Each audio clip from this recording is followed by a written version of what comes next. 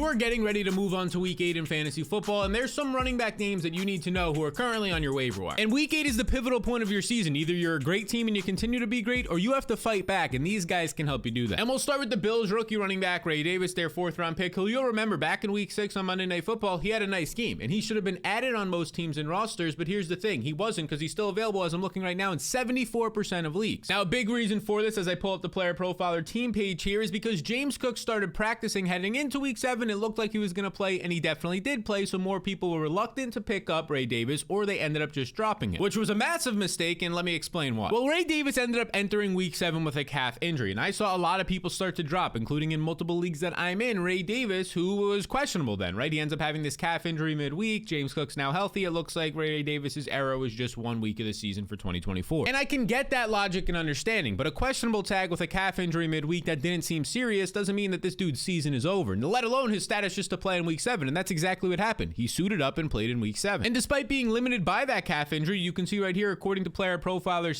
snap counts right here and touches, you can see Ray Davis plays 13 snaps, which is 24% of the snaps. You scroll over to his opportunities. He gets 5 carries and 1 target. Now, of course, compared to James Cook's 12 carries, that doesn't seem all that great, but I do think it's encouraging when we consider the fact that, again, this guy was highly questionable to play. A lot of people didn't think he would even suit up to play, including in his own organization, and then he suited up and still had a nice backup role. And although he was on limited touches in this game, you can see right here, yet again, he averaged a lot of yards per touch, averaged over 8 yards per carry, found the end zone yet again, in a tough matchup against Tennessee that even James Cook at times struggled in this game. Had his 1 catch go for 6 yards. So this guy is averaging in this matchup over 7 yards per carry, nearly 8 yards per carry. And now you look at over his past 2 weeks, he's totaled 199 yards on 29 touches. That's 6.9 yards per touch. Again, this is a rookie running back. I still view James Cook as the RB1 on this team, but if you're a James Cook owner, it might be the time to sell, because I think that we're going to see a more pass-happy offense, or at least more than it's been lately, because of the addition of Amari Cooper. And we saw this past week how that helped just Amari being out there for like half the plays, how that helped Keon Coleman, the rookie, and Khalil Shakir. But not only that, we know that this team, when they're available and are able to and are playing with a lead, they want to run the ball, and I think you're going to see more Ray Davis. He just fits the mold better. He's a bigger back. He's a better in-between the tackles runner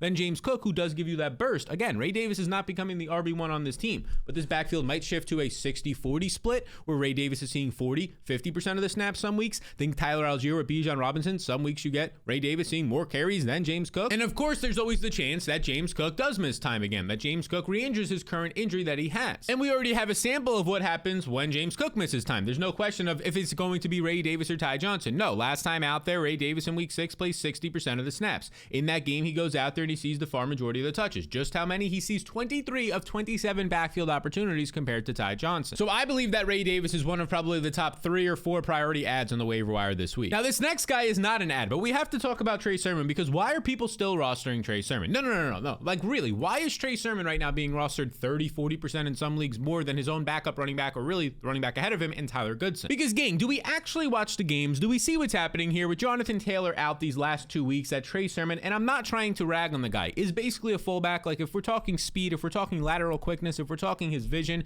he's a fullback. Tyler Goodson is a much better running back, and we've now seen that not just for 1 week, but 2 weeks straight. He has better vision, burst, and athleticism. Because once again, heading into this week, I got a lot of questions. Do I start Trey Sermon? And I said, just like last week, where if he doesn't score a touchdown, he's not even going to get you 5 points, which he didn't. You probably shouldn't start him unless you think he's going to score a touchdown, which I personally didn't believe that was going to be the case, especially with Anthony Richardson back. And what'd you get last week? You got 18 carries for 29 yards. Now, would you get this upcoming week? Well, he proved me wrong. He topped 5 fantasy points for you with 5.9 fantasy points here. He had just 36 rushing yards, caught his only ball for 13 yards. He looked a little bit better in this game than the past game, but overall still he had less touches. He saw less of a role in this offense because Tyler Goodson is starting to force this to be a split backfield and really his backfield. Because according to Player Profiler this past week, instead of Trey Sermon seeing the far majority of the snaps like he did the last 2 games without Jonathan Taylor, in this one he sees 32 snaps to 30 for Tyler Goodson. You scroll over to the touches, 8 carries for Trey Sermon, 14 for Tyler Goodson. Goodson was the clear RB1 in terms of usage in this game. Now, Goodson had 14 carries for 51 yards, nothing great, but he had a couple of carries in the red zone and at the goal line, which are always going to, if you're just going for 1 or 2 yards, going to reduce your yards per carry. The important part is that Tyler Goodson seems to be the RB1 in usage behind a very good offensive line on an offense that has been able, especially without Anthony Richardson, but definitely at times, to move the ball down the field this season.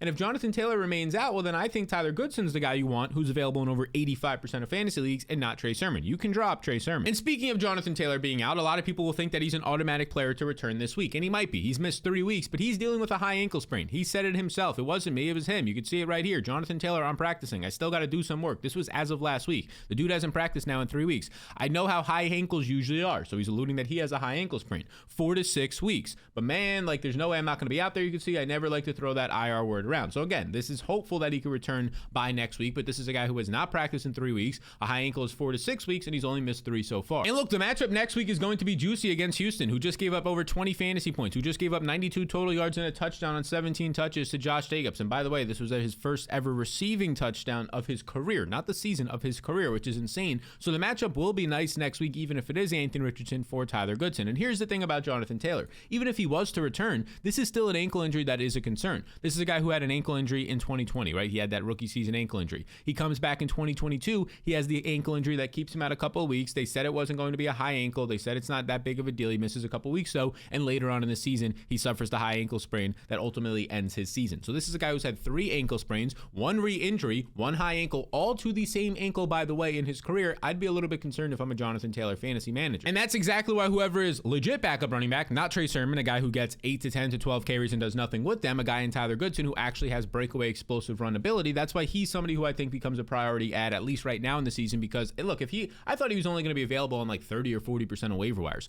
I went out there yesterday while the games around 3-4 p.m. I start working, I start recapping some of the games for these videos for you beautiful people. He's available in over 80% of leagues. Go at him. Now I always get the questions, but where exactly does Tyler Goodson rank this week compared to Ray Davis and the other guys we're going to talk about in this video? Well, I can tell you that I rank exactly every single waiver wire pickup for every single week of the season in my fantasy blueprint in these waiver wire tiers right here. And this is for this week right here. I'm giving you a little of a teaser with the quarterbacks and tight end priorities. This is how it's set up. But for the running back and wide receivers, I rank about 20 plus players at each position. This is just a small piece of what you get in the fantasy blueprint that over 20,000 people also have. You get my trades tool, my weekly game by game matchup notes, rankings and projections, and a whole lot more. And you can get access with those 21,000 other people or so that are using my tools and my material to help them win their league right here. You just follow these 2 simple steps. This will be linked in the description below. And when you click this get access button, it takes you to this page and you'll see 2 of my partners for this year, Underdog and Better. And the reason why they're on here is when you sign up through the partner, you can get it completely risk-free this year signing up through one of our partners. Now, what does that mean? It means it's a one-time payment through the 2 partners. You just follow the simple steps in the description. And if you don't make your fantasy playoffs for whatever reason, even if it's not the blueprint's fault, it could be injuries, it doesn't matter. Just reach out and you get a 100% risk-free refund. You get $10 right back, your $10 that you paid for the blueprint. All the steps are in the description below. You can follow it to get access to my tools that I send you every day during the season with the QR code on the screen, or you can click that link in the description below. And just remember, don't you want to beat your friends this year? And you can do it for a risk-free offer right now. Now's the time to go get the blueprint. And now's the time to also make sure Tyron Tracy is not available on your waiver wire. And there's a good chance he's not if you're in a sicko league, but he's still available. And I have to say this, in 53% of fantasy leagues as I record this right now, which is crazy. And I get it. Maybe part of the reason is because people saw Devin Singletary was going to return this week. So they said, okay, Tyron Tracy was cool these past 1 to 2 weeks for me, but now we get Tyron Tracy going back to being a backup behind Devin Singletary. But oh no, were you not paying attention to the news reports? Because we got told heading into this past week on October 18th, which was multiple days before the game kicked off, that Devin Singletary was going to play, but Tyron Tracy, the rookie, will still see significant playing time. And a lot of people, this is case by case based on the coaches and what they say. So some people took this as like, okay, what does that mean now? Instead of seeing 3 or 4 touches when Devin Singletary was active, he'll see 6. I don't want him. But if you drop Tyron Tracy, and in some instances, if you didn't start him, I think that was a mistake because look, he still saw great usage in this game. We got told that he would, and look how good of the usage he saw. 39 snaps compared to just 12 for Devin Singletary. You scroll over to the touches and opportunities. 6 carries and 3 targets, so that's 9 targets or 9 opportunities compared to just 5 carries and 1 target for Singletary. So he's playing significantly more snaps, seeing significantly more opportunities, 33% more, at least on this game when they were trailing the entire time, which is a bad game script for running backs. And oh yeah, he ran 27 routes compared to just 6 to Devin Singletary. So he was being the priority running back in all situations, and you can see for yourself in this next graphic. Because this graphic is via PFF, and this is the running back usage from this game. The green is Tyron Tracy, and the light blue is Devin Singletary. So look at this. Short yardage is all Tyron Tracy. 2-minute offense where you get a lot of check down targets and it leads to nice cheap fantasy points and some big gains. He sees 100% of the 2-minute offense snaps. Look at this. Early downs, the majority of it, this pie chart, the green, is going to Tyron Tracy. So if your argument was like, okay, well, yeah, it was a blowout, so he was seeing a lot of routes run. Yes, that's true. But also early in the game on early downs, he was seeing the majority of the snaps and touches ahead of Devin Singletary. Now, some people will just look at the box score and go, oof, only 6 carries, 23 yards. Oof, you look at his total touches with his receptions, 9 total touches, and the combined yards is just 32. Yeah, that's a guy that I definitely should have dropped. Yeah, that's a guy that I'm not going to pick up. But then you're not looking at the underlying stats. He had 6 fantasy points, sure, in a game where his team was trailing the entire time and they were not going to run the ball at all, and his quarterback ended up getting subbed out, and it's a gross offense for sure, but this is an explosive rookie running back who can do things not only on the ground, but in the receiving game, as we've seen the past month of the season. Like, let's not forget what this guy was doing in favorable matchups when he had Seattle and Cincinnati when his team was not getting blown out, right? You're getting 18 carries. You're getting 17 carries according to Player Profiler's game logs. You scroll over here and just look at this fantasy production. We'll pull it up. This is the yardage. 130 total yards, 107 total yards. He was the RB18 in his first ever start as a late round rookie. Impressive. And then the RB5, literally a top 5 running back. These are the types of performances he was putting out there in favorable game scripts and matchups, and he could get that again as soon as this upcoming week. Because yes, the matchup is tough against the Steelers, but he does have the ability to catch passes. But then if you just rough out that one matchup against the Steelers, at home against the Commanders, great matchup. On the road against the Panthers, probably the best matchup you can find. Matchup against the Bucs could have a lot of points, but then look at this. The Cowboys, one of the worst run defense, and the Saints, if you watch Thursday Night Football, they don't know how to tackle right now. Their defense is not bought in. They're also dealing with injuries, and they, as of this recording, have the worst run defense in the NFL. So that is 5 matchups that are great in the next 6 weeks. So add this dynamic rookie running back while you still can, because somehow he's available in over 50% of leagues. And then I also think you should stash this next rookie because, look, I just mentioned a couple of guys that are rookies, like Tyron Tracy. There's guys like Kamani Vidal scoring touchdowns out there. Bucky Irving we're seeing have a nice season. And I honestly believe that Trey Benson, the rookie running back for the Arizona Cardinals, who a lot of people thought was the best running back in the NFL draft, 3rd round pick for Arizona, I think that he could be the next guy up that's having these breakout performances for you. It's just happening in the playoffs, the fantasy playoffs. Because Benson has like all the makes and models, and this is why a lot of people liked him in the NFL draft, thought it was like 50-50. Is it Jonathan Brooks or Trey Benson as the best running back in terms of draft analysts?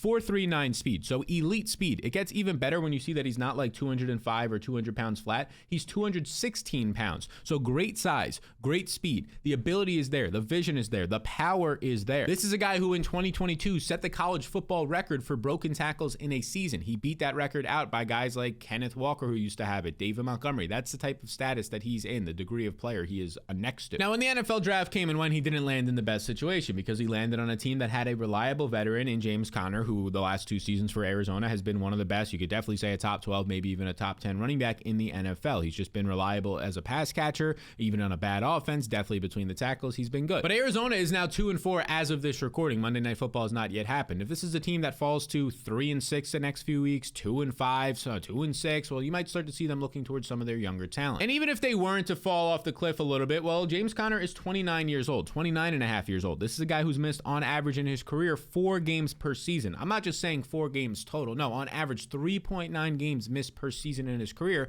and every season of his career he's missed at least multiple games. So we might see some Trey Benson as a starter this year. And look, last week when James Conner left with an ankle injury to start the second half, this was in week 6 before their week 7 game, and then James Conner fumbled, so he kind of got benched, it seems like. Well, Trey Benson saw some more usage, nothing crazy here, but 5 carries for 26 yards. Had an explosive run in this game of 10 plus yards. He looked pretty good out there. Again, it was a small sample. Now you might be saying, okay, but what about that guy Amari DiMercado? If you're looking at the snaps percentages, and I know that you're very into this, so you probably are. Well, Amari DiMercado played 53% of the snaps in week 6 when Conner was a little bit banged up and fumbled, compared to just 18% for Trey Benson. But here's the thing, if Conner was to miss time, the 1-for-1 direct replacement would be Benson. He's the early down grinder, the bigger back with speed. DiMercado would kind of stay in this role as a change of pace, breather back to some extent. And I mean, it would just have to be that Trey Benson is not talented at all if he's getting beat out by Amari DiMercado, a guy that they actually invested in Trey Benson, not seeing touches to DiMercado. Yeah, he would just have to stink at that point. And look, I fully admit this is more of like a fantasy playoffs thing, although as soon as next week, like we see injuries every single week. Brandon Ayuk is now injured and banged up. Now you might see Ricky Pearsall, rookie, seeing a very large role in that offense, but you can see this right here,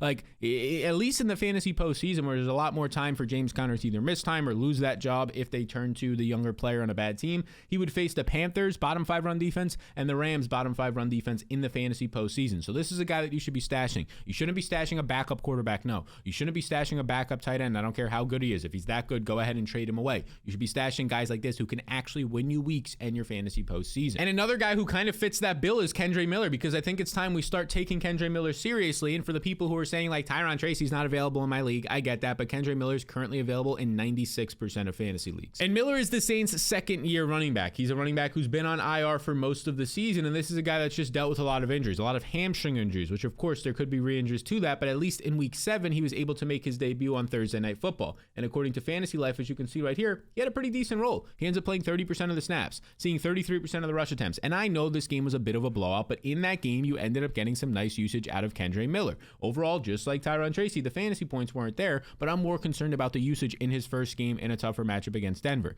6 carries for 36 yards, averaging 6 yards per clip. If you watch watched this game, every single one of his carries was going for a positive gain. 2 receptions for 1 yard. Okay, fine. At least he had a couple of checkdowns. This is a guy who was able to catch passes during his college career. And really, I'm just interested in seeing the fact that he stayed healthy and looked good out there. It was just nice to see him return, even if it was a blowout. The whole point here is I want to be targeting these younger running backs, 22 years old, who have nice profiles, who have good size and speed and college production. And we'll get into that, especially when they're playing behind an aging veteran. Because yes, I love Alvin Kamara. Heading into week 7 Thursday Night Football, he was the #1 running back in fantasy football. He was averaging 114 total yards per game. All of that is fantastic. But also heading into week 7 fantasy football, he was averaging the most touches per game. You have 17.3 carries plus his 6 targets per game. That's over 23 opportunities per game. And this has never been Alvin Kamara's game. He's always been the guy who sees 12 to 16 carries, is highly efficient on them, and looks great. He's never been the guy who's been averaging over 20 touches per game. And to me, that's just a little bit of a risky proposition that the Saints are running out there right now because the guy's over 29 years old. Running backs in general, unless your name is Derrick Henry, don't survive into their 30s in touching the ball 20 times a game, especially a guy who's never done it in his NFL career until basically this year. So that's where I start to get a little bit worried for Alvin Kamara, who's already multiple games this year dealt with and come out of those games with injuries. Not injuries that have kept him out of games, but have kept him limited in practice, and eventually he's going to miss a game this year. Just odds are for NFL running backs,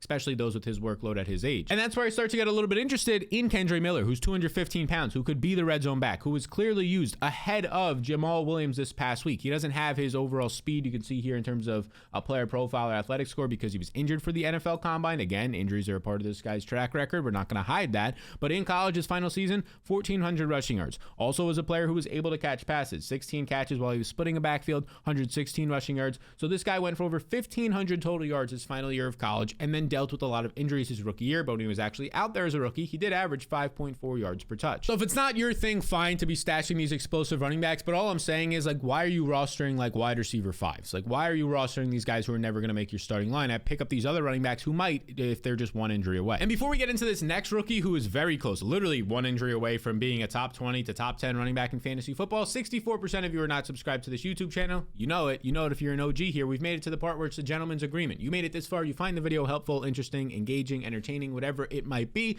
All I ask in return for these 6 to 7 hours it takes to make this here video in total, to research, edit, record, put it up for you beautiful people, is to hit the subscribe button. We are crushing it. We are growing a ton right now, and that's all thanks to you guys, and it allows us to do a lot more things. It opens up more doors for this YouTube channel, which gets even more and better content out for you. So hit that subscribe button if you appreciate these videos. Now, that rookie who's one injury away from easily being a top 20, if not top 10 running back is Kamani Vidal, because this is a guy who's a must-add before week 7. Like, he's out there right now in over 75% of fantasy leagues. If you're watching this video before week 7 Monday Night Football kicks off for the Chargers, go and add Kamani Vidal. Because heading into week 6, he was the clear running back 2 on the team. He was getting a lot of hype. Gus Edwards, the veteran with an ankle injury, was placed on IR and would miss at least 4 games. He's still going to be out at least 2 more weeks after week 7, and then maybe even Kamani Vidal doesn't look back, because Kamani Vidal in his first ever start looked great. His first touch ever went for a 38-yard touchdown. In a tough matchup against Denver, he turned 6 touches into over 50 yards, 13 fantasy points. All of this was fantastic to see for him, and in that game he goes out there and he plays 24% of the snaps.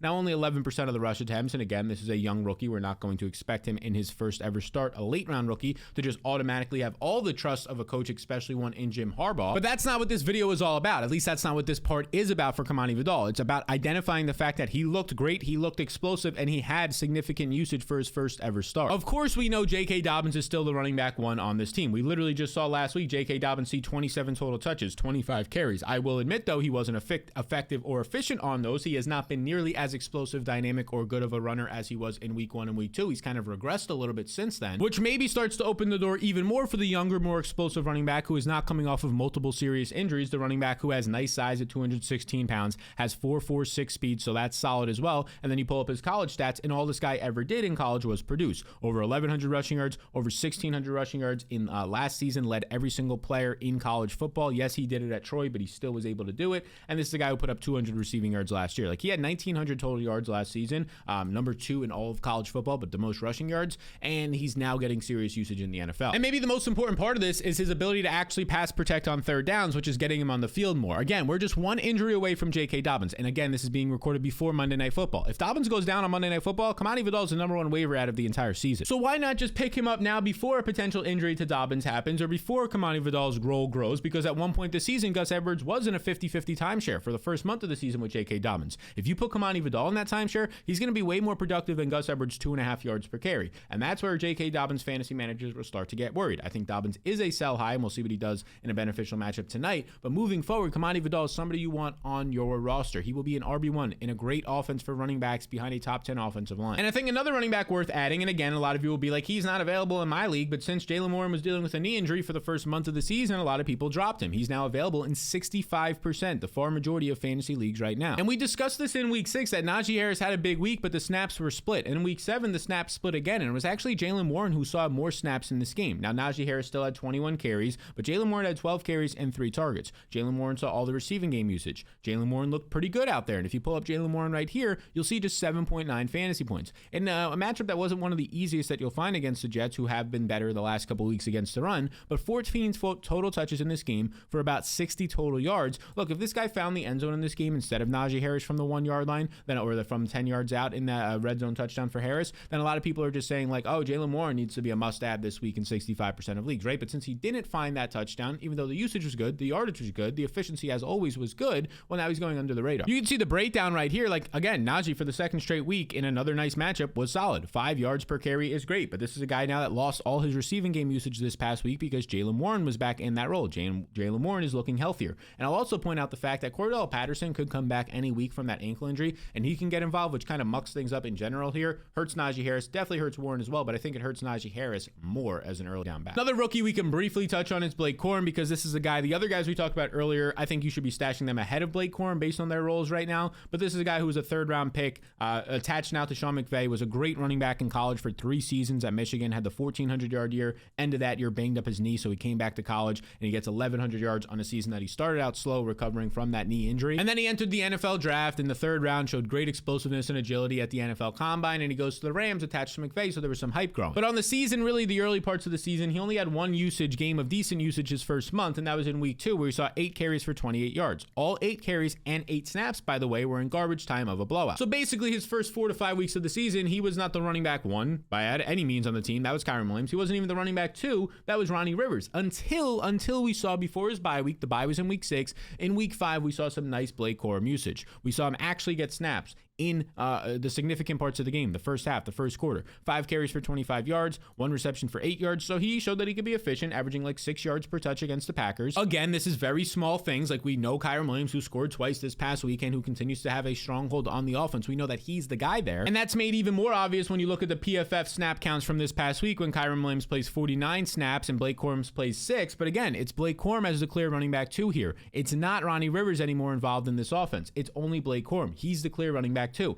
And we know that Kyren Williams is a guy who will suffer some injuries, right? Kyren Williams has played now about 2 seasons and however many games. So 2 years and 7 games. So not even 2.5 seasons of his NFL career. He is a younger running back at 24 years old, but he's also dealt with 3 separate ankle/foot injuries in less than 3 NFL years. So Corum is just a guy who has a lot of upside, in my opinion. Obviously, something has to happen to Kyren Williams. So once that happens, you have a guy with a ton of college pedigree, a ton of upside, and great between the tackles, can pass protect and catch passes. And now he's dropped into this offense to see 15 plus touches a game. So you should stash Blake Corum and the rest of the guys in this video before your waiver wires run and before your friends do. Now, the wide receiver waiver video, which is really important this week, it's maybe the best, second best, up there is one of the best waiver wire weeks at the position this year. That is going to pop up here once it's out. But until then, appreciate you all the time. Be sure to hit the subscribe button, and I'll see you in the next one.